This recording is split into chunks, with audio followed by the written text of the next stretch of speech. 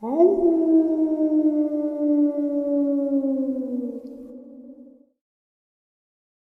and salutations, everyone. I hope everyone is still doing well, and welcome to today's second bonus upload. It gets us that much closer to tonight's live stream at 12 a.m. Eastern Standard Time, Saturday Nightmares, live from upstate New York. I hope to see you all there.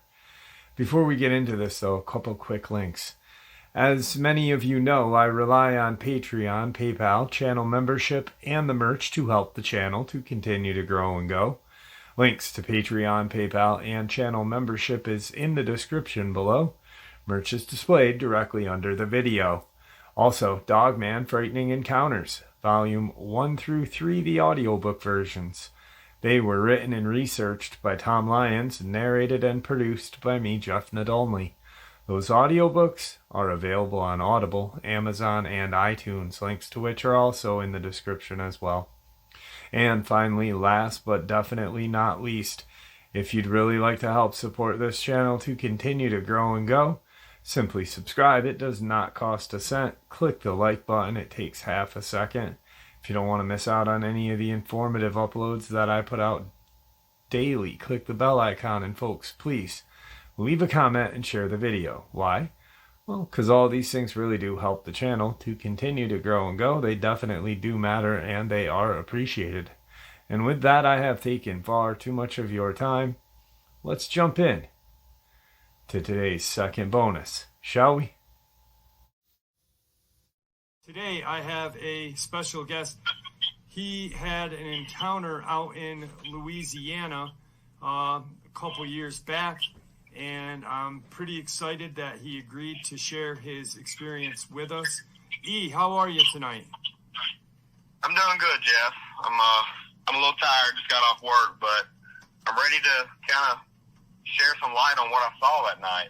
Well, I appreciate you taking some time out of your day to share with us. I'm going to turn the floor over to you.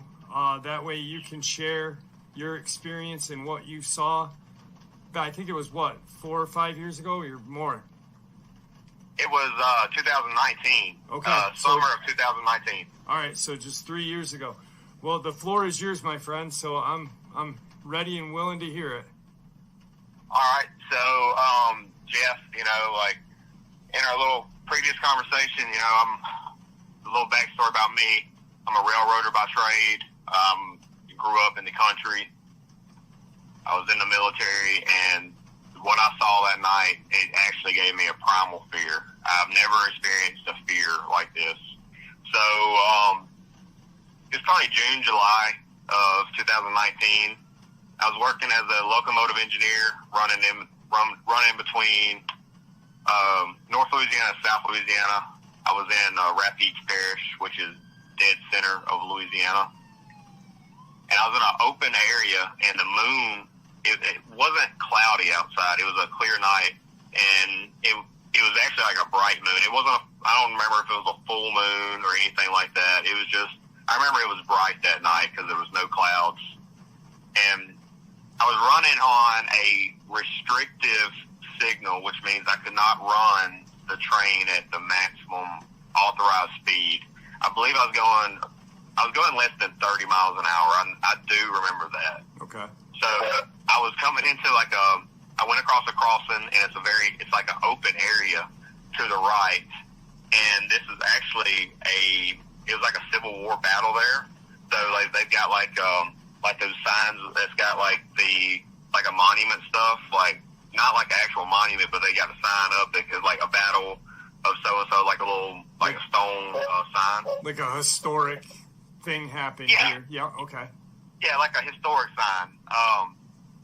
And it's a big vehicle trail on the right hand side of me, because this is actually a siding area. It's where like we can do train meets, or we can tie trains down in the siding there, and it'll still allow other trains to pass on the main line. If you think about it, it's two different sets of tracks right there. Okay. So I was going, and everybody knows that train lights are bright, and with it being a clear night, I mean, I could see pretty well. And any anybody that knows engineers, we're lazy. I'm just gonna put that out there. My feet were propped up, and I was actually eating gummy bears because that's what I do to stay awake instead of drinking energy drinks.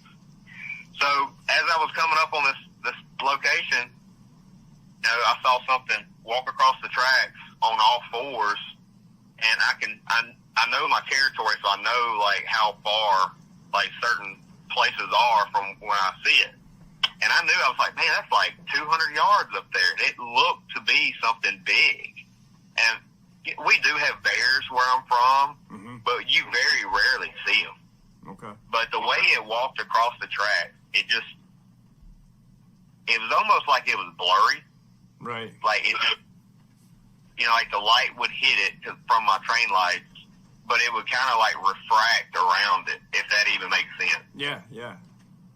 So, man, I sat up in my seat and I went ahead and I started setting some train brakes because I was like, man, what the hell are we looking at? And like, you know, I had plenty of time to slow down, so I set some train brakes, which is it's called setting air, and I come off a throttle. And I was digging in my backpack.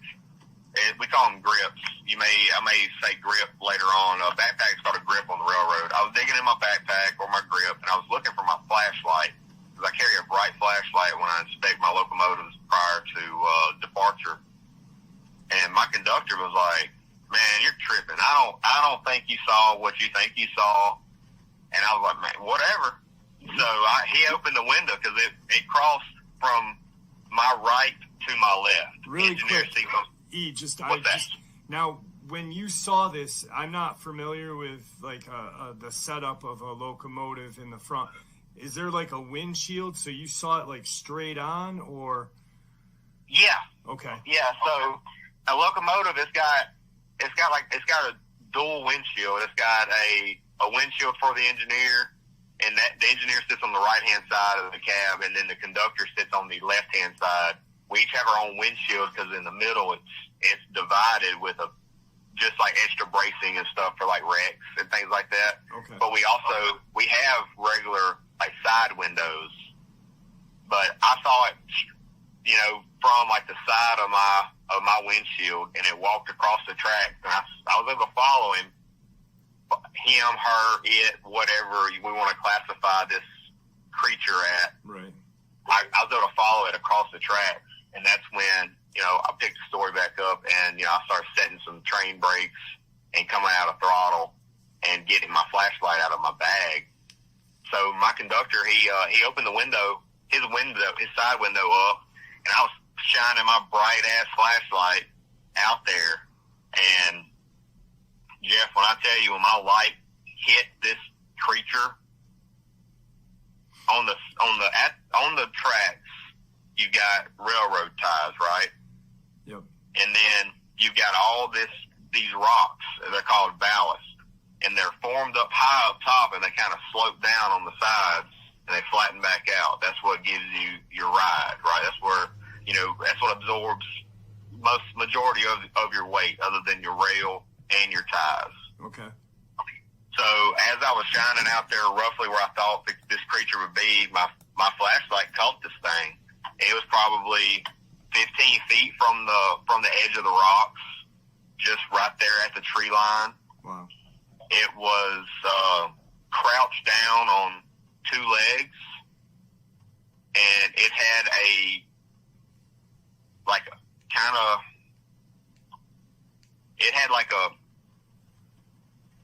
backwards knee, kind of like a dog. Okay. But it was crouched down, and it had a human-style torso. I saw pectoral muscles, I saw shoulders, I saw deltoids, I saw a regular neck. Everything was darker in color, and I saw shaggy fur, probably 3 to 4 inches in length around his shoulders and his neck area.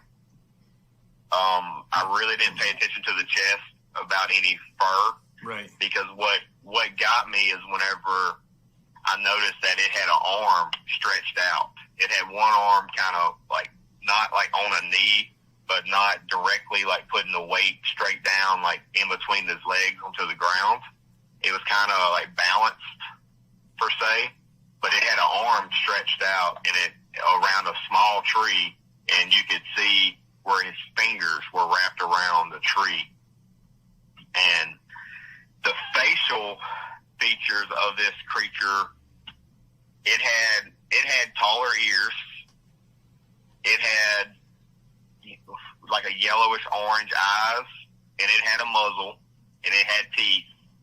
And the way it looked at us whenever we came by, because I looked it dead in the eye because I was scared to death, it looked like it was ready to pounce, but it put a fear in me like I've never had. I have been in combat. I have grown up in the woods, hunting and fishing.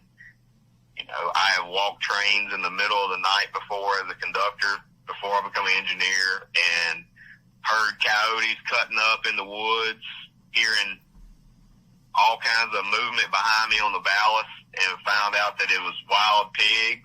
Nothing has scared me like looking that creature in the eyes.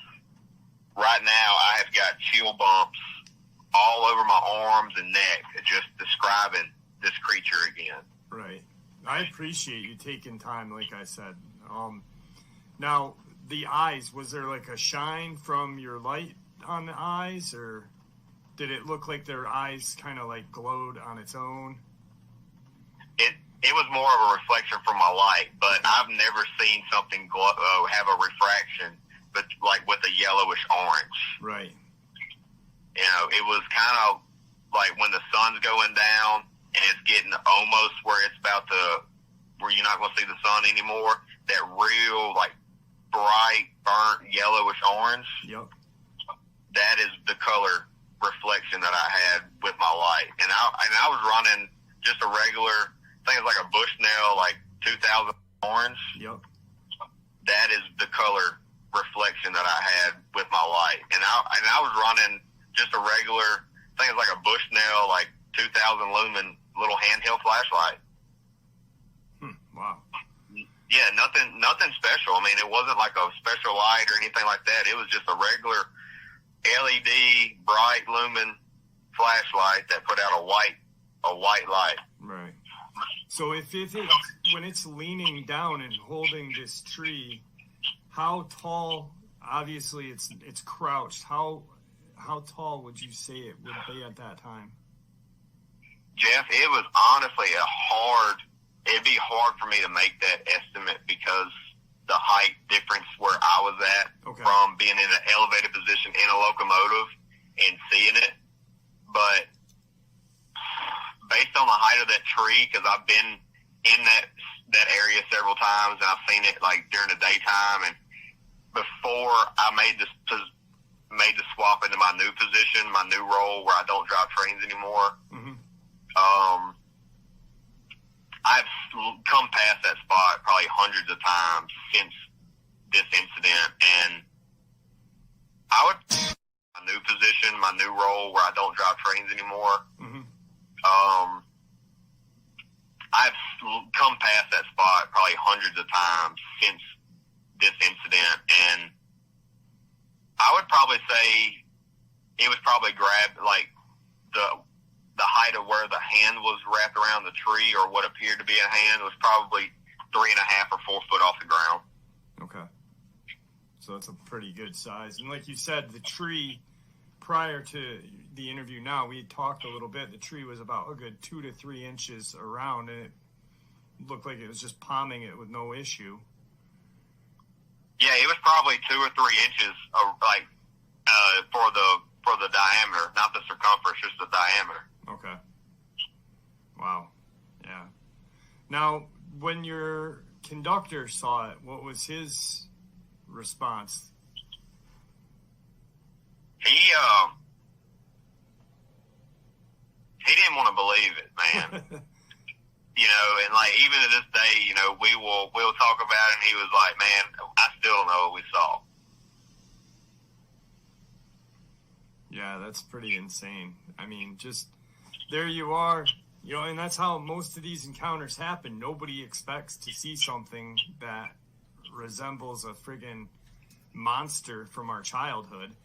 you know, and then you Yeah. see it. And, Hey, and that's where the interview ended, right there. I had to piece this together with what I had. Well, it is the full first part of the interview, but I had to piece it together quickly because I was initially going to just do a full-on new interview with him, but like he was driving to work, so we really didn't have the time to do a full-on new interview, so he wanted to just finish the one we started. So now we'll jump into the last part of the interview. All right, guys, today I have E back with us. For those of you who remember listening to the interview, he is out in Louisiana. He is a train conductor, and we were able to finish the interview. So, E, how are you today? I'm good, Jeff. Thanks for having me back. I appreciate... I'm sorry. One little correction. Yeah. I was an engineer. Engineer. Sorry about that. Yeah, no, it's all fine, man. There's a difference. So the people that know railroaders, they'll tell you there's a difference. All right. Yeah, I'm sorry. I apologize. Oh, no worries at all, buddy. I appreciate you finding some time out of your day to finish this up. I know that you saw the video, so we'll start with that, and the floor is yours for right now. All right. So everybody that's watched and listened to the first video, thank you. I was truly amazed. I've been really immersed in work lately, and I actually watched the video this morning, and I saw all the comments, all the views. Unfortunately, I'm not able to discuss the railroad that I work for, just due to my current position, and I'm sorry for the guys that were wondering who I work for, and for the lady that lives in, I believe it's a lady, please forgive me if I read the name wrong, that lives in Rapides Parish. I wish I could tell you the exact location, but I'm only able to tell you that it was between Natchitoches and Alexandria. So that will kind of, that's very close to the Red River, so that should narrow it down pretty well. The main thing that I want to say is just thanks, Jeff, for giving me an opportunity to come out and talk about my experience. I know I'm saying a lot, and I apologize for that. That's fine. I'm really lost for words. I never thought that I would get any type of interview just from seeing a creature while I was at work. Right. So I've told several people about this, and the people that grew up hunting and things like that, a lot of people where I'm actually from in Central Louisiana has also heard and seen things in the woods that they couldn't explain. And I wish that I had the skills that Jeff has, so I could actually sit down and record with him. I'm too busy. Right. Yeah. Yeah. You are a busy guy. When we were doing the interview, we had to abruptly stop, and at the point where we stopped, you and your conductor were looking out the side window, and I believe you were kind of in the explanation of how this creature was kind of propped like a Spider-Man position with its hand on a tree, kind of looking at you guys. What happened after that? Did you guys just roll by it? Did it, and that was the end of the sighting? Yes, that was after we went past it. Yeah. That was after, I was able to look it in the eyes. It was terrifying, honestly. We were able to just go past it. We were running on. We still had good signals. We could not run at our authorized train speed. So I got back in the seat, and I kicked the air off, and I just started pulling on it because I was approaching a small hill. We talked about it for a few minutes, we kind of had a disagreement about it, like what we saw, and then that was it. But I do remember, like, on my trip back through there, the very next trip, I actually had to stop there. It was daylight, and I had to stop in that area, not exactly where I saw this creature at. And the only thing I could think about was, like, it was daytime outside, was like, if I see it right now, like, I hope it goes in front of the loco. That way I can have a supervisor, a manager, pull the outward facing camera so I can have proof that I saw something. Right. Yeah. For those of you that don't know, locomotives have cameras on the outside that pick up, that see everything. So, like, crossing accidents and things like that, or like rules violations, they can actually pull the camera and see what the crew was looking at, as well as a camera on the inside that can actually watch the crew. So that being said, what do you think there is recording of that creature crossing the tracks that night? That would be, I don't know how long. With my new position, I should know. I don't know how long that the TIR footage is actually saved. Okay. I don't remember the locomotive number that I was on that night, and I remember the train symbol, but I don't remember the day. So okay. that would be extremely hard for me, right, to figure out. All right. Now, when you said you kind of got into a disagreement, like, what were your thinking, and what was the conductor's thinking that you guys saw? So, his name is TG, right? That's what we're gonna call him. Okay. TG was like, man, that's somebody in a suit just trying to mess with people. I'm like, dude, there is nobody, like, around here. Why would somebody be out here messing with a train crew at 3:00 in the morning? So I told him, I was like, dude, that was a werewolf. Plain and simple. I've watched Silver Bullet. I watched Silver Bullet as a kid. That was a werewolf. Right. That's what I'm going with. And he was like, man, that was somebody in a suit. You can buy those suits anywhere. That's somebody in a suit. I was like, it walked across the track on all fours, and it did not look like a human doing, like, a football exercise called the bear crawl. Right. It did not look like that. It looked like something it looked natural on four legs.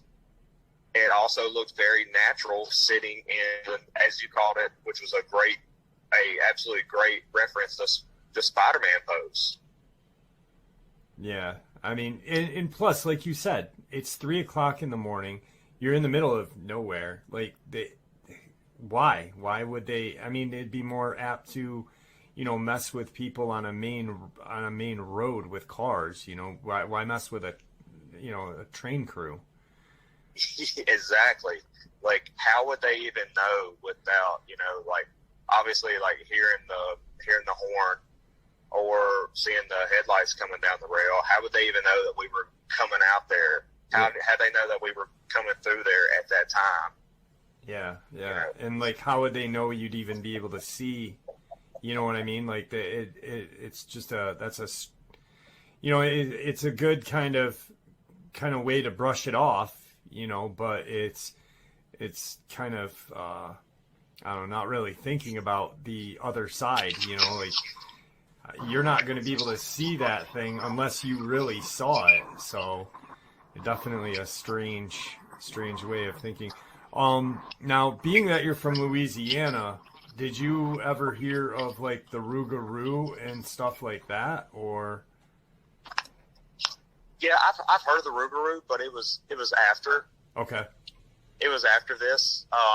After I saw this, when I really kind of, like, immersed myself into, like, listening to, like, Dogman sightings, werewolf sightings, strange sightings.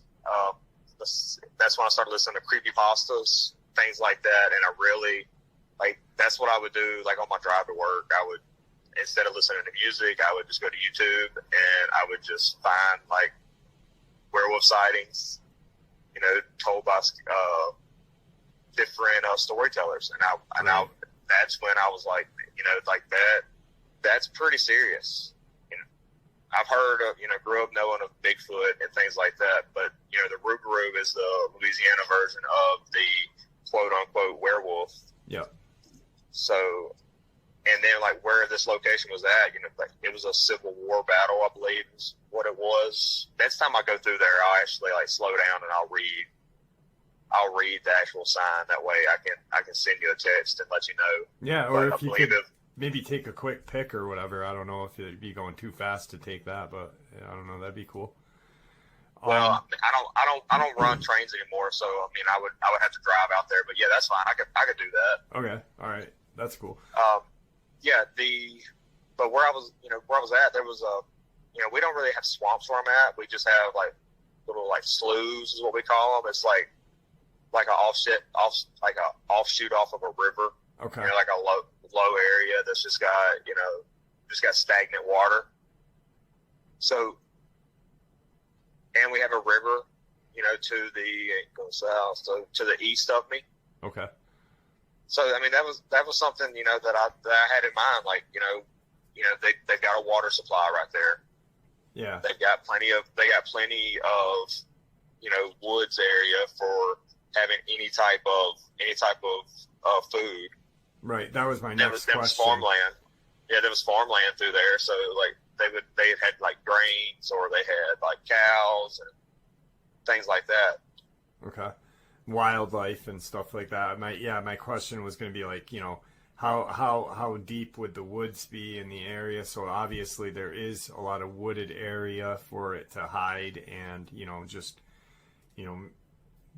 hunt for food. You've got water. You're easily accessible to, because it seems like they use waterways or, a lot of times train tracks or railway, to commute because, so seldom do people go down, it's not going to be walking on the side of the road. It's more apt to walk on a train track, kind of on the side of a train track with woods, so. Oh, really? Okay. I mean, that's a good point. I mean, that's what I would do if I had to travel somewhere and I didn't want to be on the road. Right. Yeah. I mean, I've heard of a couple encounters where they've seen them on train trestles and stuff like that, walking, just, cause you're away from people, you're less likely to be seen. And just like the riverway, it's a clear path for you to walk without, even though a lot of times you don't hear, you hear stories of them just running through the woods anyway. But, if you're any kind of creature or whatever animal, what are you going to pick to walk on? Easy going, riverbed or train track, or run through the woods, so, yeah, it makes a lot of sense too. Absolutely. Where you saw it. Now, when you said you saw its eyes, the terror or whatever that you felt, like, what was it? Just like, did you make eye contact with this creature? Yes, I looked at this creature dead in the eyes. That is scary. That's. I just got even though I you're in a chill huge bumps. vehicle. I just got chilled bumps all down my left arm discussing that. I apologize, man. I'm sorry. Oh, it's fine. Every time, I go back to this, like on our last interview last week, I told you, I was like, same thing. I was like, man, I just got chill bumps. Yeah. And you were in a vehicle that, obviously these things, there's been stories of them tearing open cars and tearing open a car door and stuff, but you're pretty secure and you're still seeing this thing terrified. Well, it's because we're told at such a young age that these creatures don't exist, and then you see one with your own eyes and you're like, wow, they really do exist.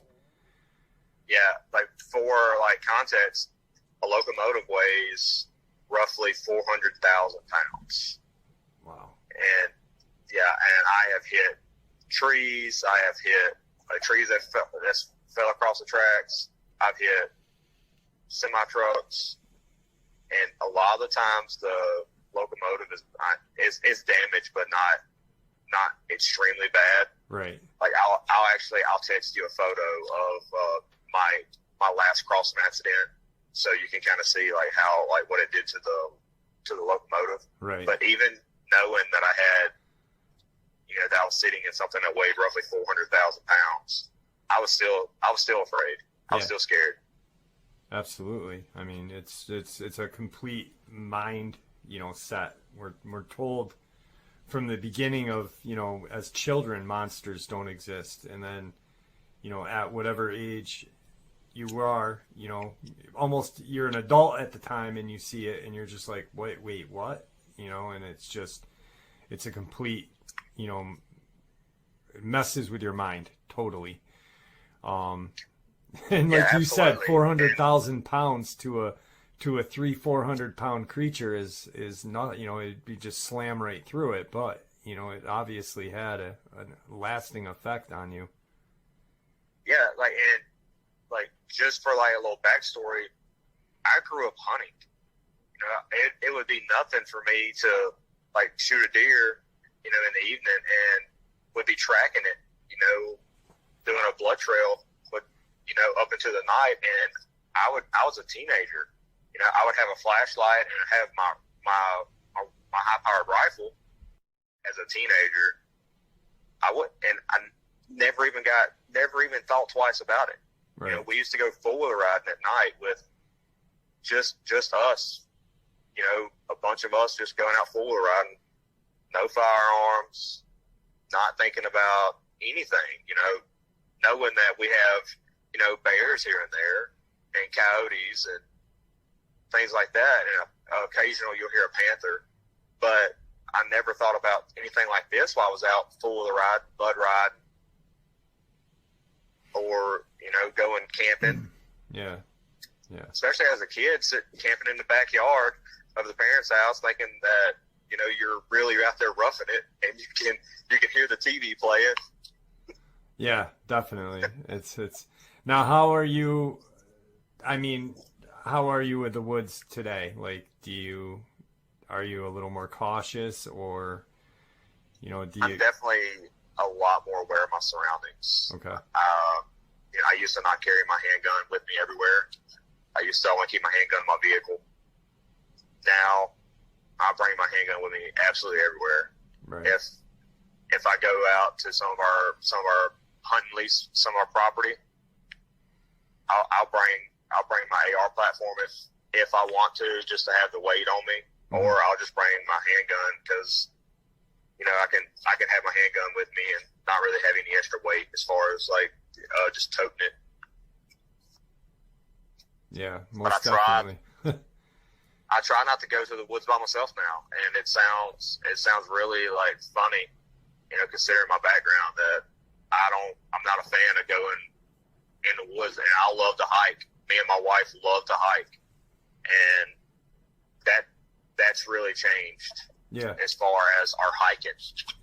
Yeah. It doesn't sound funny because, you are one of the few people that have seen these things. It may sound funny to someone that hasn't seen one,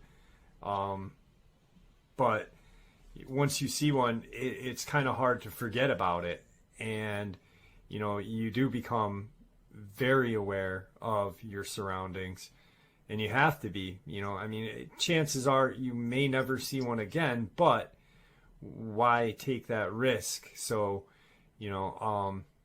I've been thinking a lot about these cases, and I've been thinking about this case that's up here. I know you watched the video that I was talking about it the other day. I think walking in the woods, people should be aware of all of their surroundings, including above them in the trees. These things are known to jump. Obviously, they can climb. If they're that agile on the ground, they're that agile to be able to climb a tree. I absolutely agree. If they are built the way, like if if every one of these creatures are built the same way as the creature that I saw, Mm-hmm. they're extremely athletic. Yeah, and a lot of people, I sometimes, when I do read comment sections and people do the description and they talk about muscular tones and stuff, well, if you're living in the woods all of your entire life, and you have to survive and hunt, you're not going to be, you're going to have a different muscular structure, and you're not going to be weak, especially if you're a predator, so these things are definitely strong. They have to think, they're tactical. I mean, I know you're new to the channel, but I'll text you a story from an ambulance driver, and he and his partner was driving. He was in the passenger side. We're driving in Connecticut, and they actually were ambushed, tactically ambushed while in an ambulance to slow down. There was some behind and one on the side. Nothing happened, thankfully, but they used almost like a military tactic to slow this ambulance down. There was one in front, two behind, and one on the passenger side coming up as the vehicle was going slow. And that's why I really, since hearing that, I've really taken a lot of kind of a view at different attacks. Like, there was a doctor named Nancy Shaw who was attacked in Georgia. Her car was found on the side of the road, her driver's side door open. She's on the opposite side of the road in a ditch and tore up. No explanation, but then I go back to hearing, that ambulance story, and I'm like, wow, I really think these things, did like an ambush thing. They're very smart.